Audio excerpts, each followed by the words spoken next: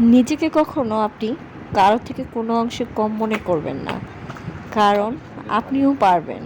আর সময়ই বলে দিবে আপনি কি পারেন, আপনার কি গুণ আছে, সব কিছু সময়ই প্রকাশ করে দিবে।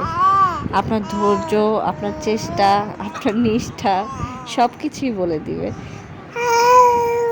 আসসালামু আলাইকুম, welcome to my daily blog. Sound তো শুনতেই পেয়েছেন, আলহামদুলিল্লাহ। যাই হোক, এই বছরের এই সময়ে হচ্ছে আমার মালবেরি গাছে আবার নতুন করে ফুল আসছে। সেদিন এই গাছের ডগাগুলো আমি ছেটে দিয়েছিলাম, তো সেখান থেকেই মালবেরি আবার ফলন আসা শুরু করে দিয়েছে। মাশাআল্লাহ দেখেন তো খাবারটা কত লোভনীয়, তাই না? বলেন তো, এত টেস্টি খাবার কার জন্য রেডি করা হয়েছে? হ্যাঁ, ছাদ খামারের মুরগিগুলোর জন্য। ফিডের পাশাপাশি মাঝে মাঝে বাসার বাড়তি খাবারগুলো যেগুলো অবশিষ্ট থেকে থাকে, তো সেগুলোই হচ্ছে দেওয়া হচ্ছিল তাদেরকে। আর তারা তো এসব ফিডের থেকেও বেশি পছন্দ করে থাকে।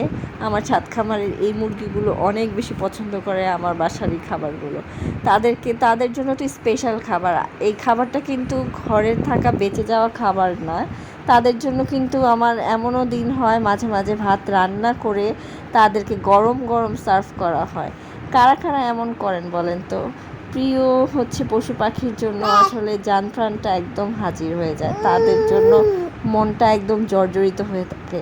আসসালামু আলাইকুম, welcome to my daily blog. তো ব্লগের ভিডিওর ভয়েস ওভার শুরুতেই শুনতে পেয়েছেন, আজকে কিন্তু মা ছেলে দুইজন মিলে ভয়েস ওভার দিচ্ছি।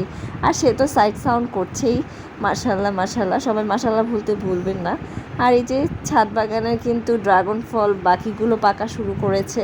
মাশাল্লাহ, এগুলো অনেকগুলো একসাথে এবারে পাকবে, একসাথে হচ্ছে হারভেস্টিং করব। আপনাদেরকে অবশ্যই সাথে নিয়েই হারভেস্ট করব। তো পুরো ভিডিওটি কেমন লাগছে বা কেমন হচ্ছে অবশ্যই কমেন্ট করে জানাবেন আপনাদের ভালো লাগাটি, যে আমার ভিডিওস ব্লগগুলো আপনাদের কেমন লাগছে। আমি কি আপনাদের সাথে প্রতিদিন আমার এই নিত্য দিনের কাজগুলো শেয়ার করব কি না, আর এগুলো নিয়ে আপনারা একটু আপনাদের মন্তব্যটা অবশ্যই রেখে যাবেন।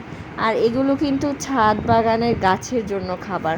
শুধু কি মানুষ পশু পাখি খেলে হবে, গাছকেও তো খাবার দিতে হবে। এই যে আমার গাছের জন্য উপযুক্ত খাবার, তো এই খাবারগুলো রোদে শুকাচ্ছিলাম, যেহেতু টানা বৃষ্টির পর রোদ এসেছে, সেগুলো রোদে শুকাচ্ছি। আর কিছুদিন ধরে হচ্ছে গরম ঠান্ডায় আমার গলাটার অবস্থা 12টা, আর বাবুর তো শুনতেই পেয়েছেন কাশি হচ্ছে, আমারও কাশি হচ্ছে। ওষুধের পাশাপাশি এটা কিন্তু মহা ওষুধ হিসেবে কার্যকারী। আর এই তুলসী পাতা গুণের কিন্তু শেষ নেই, এটার কিন্তু মহা ওষুধই, এটা সব কাজেই ব্যবহৃত হয় ওষুধ হিসেবে। আর এটার একটা পাতা যদি আপনি প্রতিদিন খালি পেটে খেতে পারেন, এটার অনেক গুণ।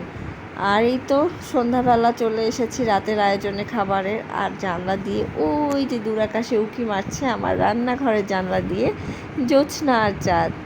ওই যে দেখতে পাচ্ছেন, দেখা যাচ্ছে কি? আজকের জন্য এই পর্যন্ত বিদায় নিলাম। আল্লাহ হাফেজ, সবাই ভালো থাকবেন, সুস্থ থাকবেন।